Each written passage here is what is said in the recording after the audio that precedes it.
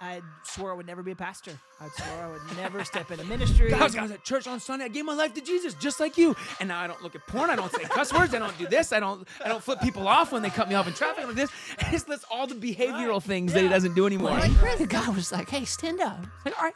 I stood up and he rubbed my chest. It's like, "Bro, you're gonna prophesy." So I was like, "I'm at the what? I'm gonna prophesy? What? I tell the future?" Oh, I see.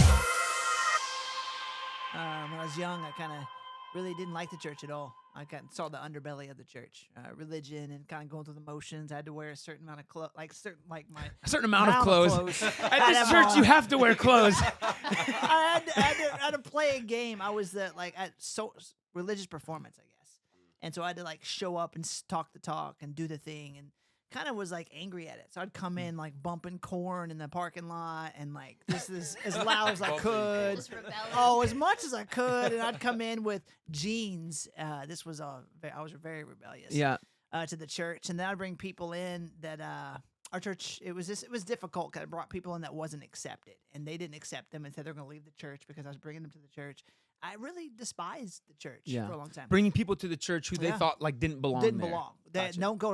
Don't bring them to our church. That doesn't sound like church. Bro, I was so confused. And it wasn't a culture that my family created or anything. My dad was actually the pastor. It was just this very religious, stuck up type of place where you walk in, you're not look like them, then it's automatically you feel pushed aside. Yeah. And wait, real quick, just because I never heard this part of the story. So your dad was the pastor. Did you ever feel that from him? Did he see you as the black sheep of the church wearing jeans? Not at all. My dad was super chill, phenomenal. We lived in inner city Denver, and then I moved around to a bunch of places, and my dad would go to the darkest, roughest neighborhoods and grab the kids that are in the worst shape to bring them to church. I love It was that. awesome. And so that was Pops. And so it wasn't a culture created. There was just some things that was just hurting the church. Yeah. And my dad dealt with it, and we ended up taking buses. They're like, "Oh, you don't want to bring them? We're going to take a bus into the ghetto of where we were." And we did, and it was awesome. So, but all that to say, the people of the church, I really began to no other word, but begin to hate. Yeah. Very unhealthily. Yeah. And it put a church hurt in me. Yeah. And I swore I would never be a pastor. I swore I would never step into ministry. How God normally does stuff. Never. I'm never going to be a pastor, Jesus. Never. And I met my wife, and she's a missionary's kid, and I'm a preacher's kid. So we're no ministry. 100%. We're on the same page. I promise you I'll never be in any form of ministry. And so long story shorter, she prayed for me for 6-7 years. Your wife? Yeah. Well, you guys were married at this point. Yeah. Right, so she was a Christian. Right. You were not. No, well, I was a Christian. I got saved. The typical get saved at every church camp. Go down different times. I was like, man, All every the time. baptisms. Oh man, it was like I'm going back down every time. So wait, so I have a question too. So when you say church, just because, is this a thing where you still differentiated the people of the church and God, or were you angry at God No. as well? I didn't break them apart. It was all one and the same. I Right. was blinded to that, and it was just. I'm not sure how it got so twisted because my parents did an amazing job explaining to me what the church is and the entity, and what religion is and relationship, and I just missed it. Just spiffed. Yeah. And so with that, you would ask me. When I met my wife, she was within a day, she told me she was going to marry me. She's the hottest girl I've ever met and loved Jesus. And she's like, "You're going to She lead is my beautiful. kids." And I'm like, what, can I sign now? Now? Or, it was quick. And so anyway, she began to fast and pray for me because she kept saying, "Hey, I need you to be a spiritual leader." And I'm like, time out. What are you talking about? Spiritually, I am a spiritual leader. Yeah. We go to church every Sunday. I don't cuss. I'm not looking at porn. I'm not getting drunk. I listed all the things. Hey, look at this religion that I follow. This religious resume. Yeah, I got it all, and I know how true. to talk, and I know how to present It is myself. funny. That's people's view of Christianity. We had a friend one time who got saved, and the way he explained it to us was "Guys, I was at church on Sunday. I gave my life to Jesus, just like you. And now I don't look at porn. I don't say cuss words. I don't do this. I don't flip people off when they cut me off in traffic like this." And it lists all the behavioral things that he doesn't do anymore. Chris, it's okay. Yeah. It's okay if you still struggle with something. Yeah. Have you prayed today? Oh, I have to do that too. Right. Oh, bro, this is not just behavioral fixings. Right. Yeah. It was perplexing, and honestly, it got to the place that I was. Our marriage was in rough shape because it was what do you? This is obnoxious. I'm a good dude. Yeah. Right? I'm going through the motions. I'm at the church. I don't even cuss. We don't watch bad, like everything. I checked it out. Yeah. And so anyway, she knew what was clearly. She's always like so far ahead of me. Like the Spirit talks to her first, and then tells me at the last second. It's kind of how it's always worked. But anyway, 7 years in, man, she began to fast and pray for me with a group of people. Wow, dude. And there's a pretty crazy story that at the end of that, and I'll kind of condense it just for sake of time. But a person actually spoke in tongues at my church, and I'm like, demon With jeans on? What is that? Were they wearing jeans too? It was a lady from the street. Like she didn't go there. She came in. We're praying. man, I She love goes this. up and grabs the mic, and she speaks in tongues, and I'm like, and the whole church is like frozen, and I'm ticked. I'm like, this is from the devil. I don't know what this is, and I was so ignorant to it. I've never been around it, but it burned something in me. Wow. Like you And- felt in there, like Oh, as man. offended as you might have been, there was like Yeah. something stirring. But too. I didn't realize it was stirring, Right. but you stirring. Yeah. It was like shaking up your box. Man, it got me good. And so then I went, went through and like the spiritual gifts and like trying to figure it out. And I dove deep into them. And I'm like, this is where she's wrong. And this is how she Yeah, was yeah. out of order. And Paul wrote it to the church. And I'm like scolding her, my finger out, the whole thing. And I didn't know that my wife was fasting this time. And then this group of men came to me. It's like, hey, we're going to have a men's retreat tonight. We need you to come. We're going to talk about leadership in the men's group. And we need you there. So I was like, all right, sweet, we'll go.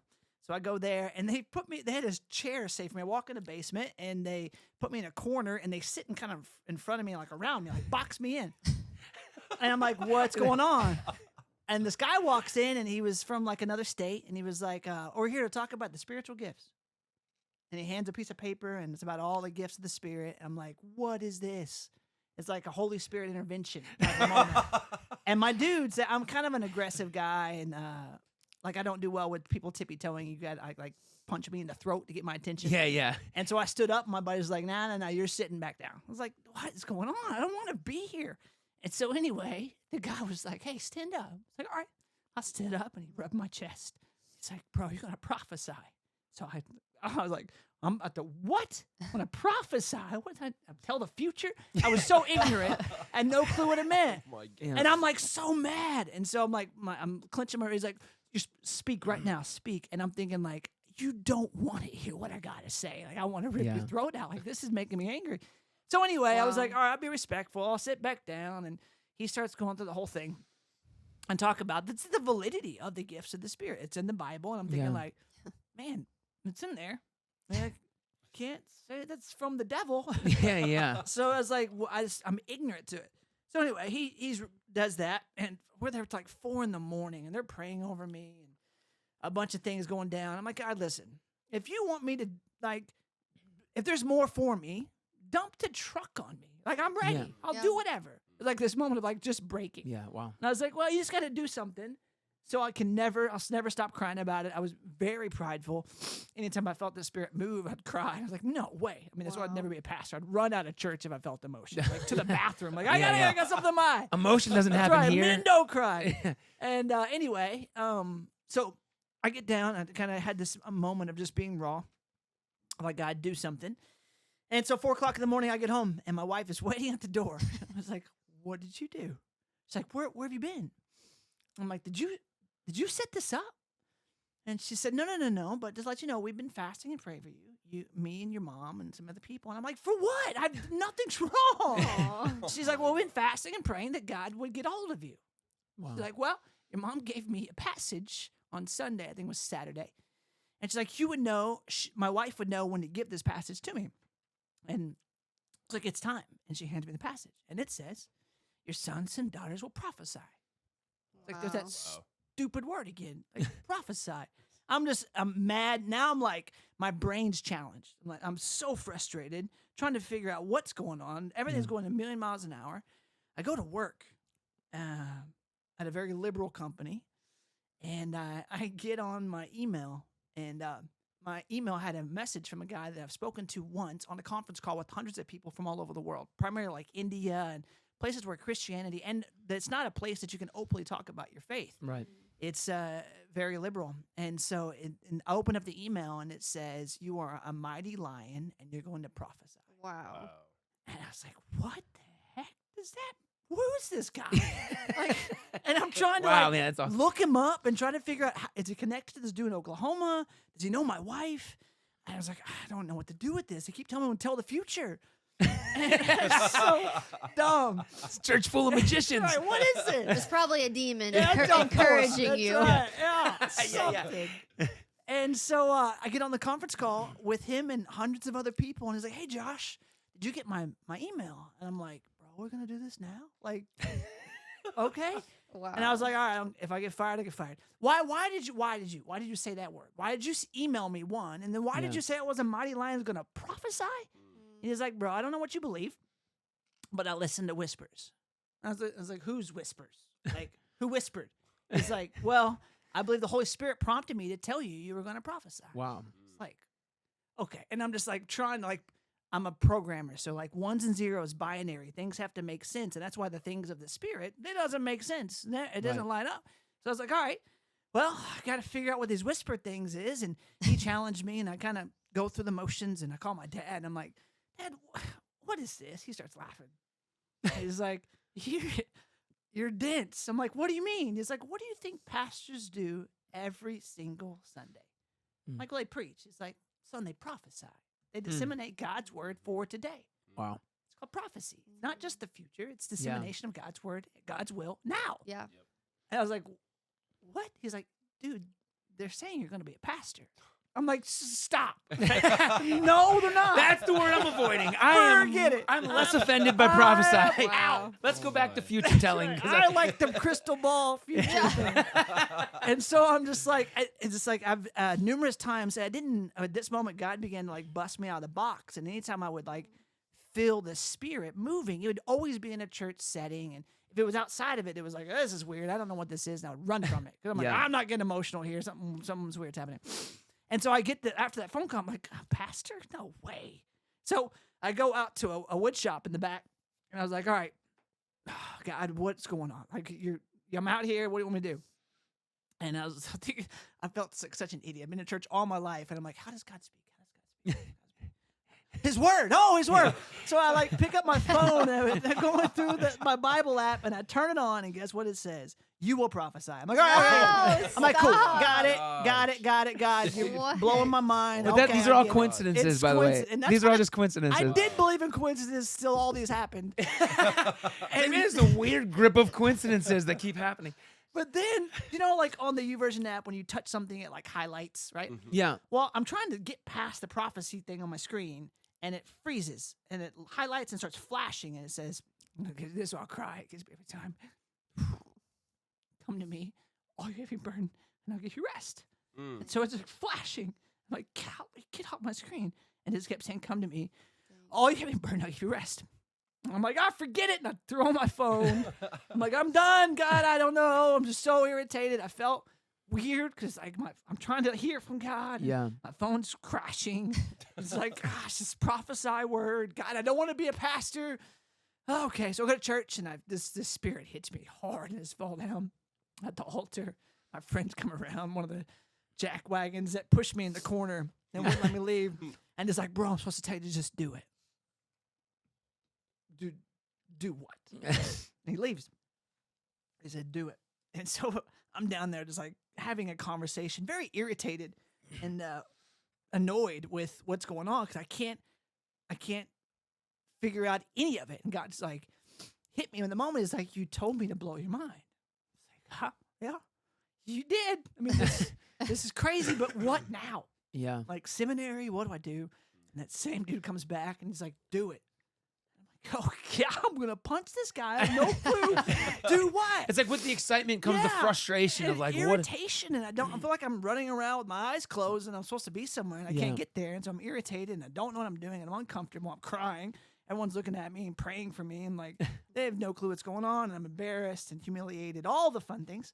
And I open my eyes, and right in front of me is a microphone, and I'm like, it hits me. It's like I'm supposed to tell what's happening. It's like, no, I'm gonna cry. Oh. It's like, no way, can't. Oh no, I can't do it. Anyway, so like, I jump up, I grab the mic, much more. I'm much more controlled now.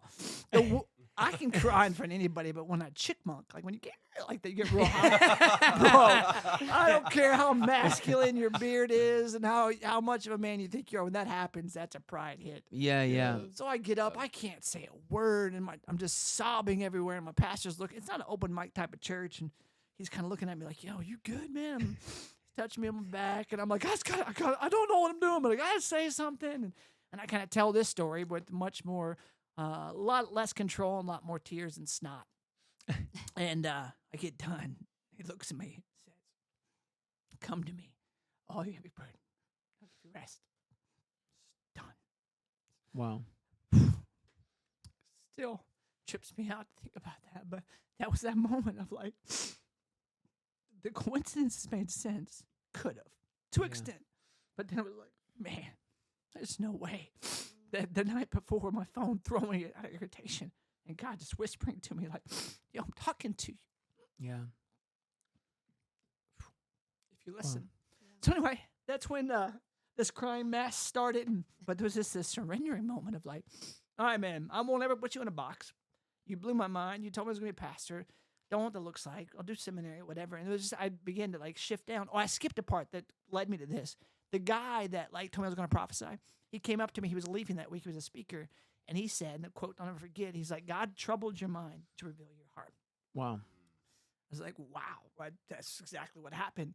And that pushed me into this moment of like, I'll never let my ignorance to a topic, God especially, Yeah. put him in a box ever again. So I'm going to live a life that's like, God, you say it, here's a whisper, I'm after it. Yeah. So it prepared me for what comes next with Yeah. starting as a youth pastor. I started as a volunteer youth pastor, and all of a sudden it's like the games, any youth pastors, like you give me a space and a ball or a hockey stick or what, like it's like instant kids are having a blast and they're Yeah. calling me their pastor. And I've been with them for 5 seconds and I preached for the first time. I was like, okay, this is what did I just do? And it just, that night I laid down, man, laid down. My wife was like, "Yep, this is it." I'm like, "What do you mean?" She's like, "We're going into ministry." Yep, this is it. So that was the beginning of what happened. That's awesome, man. And then shortly after that, kicked off the craziness of Upoa.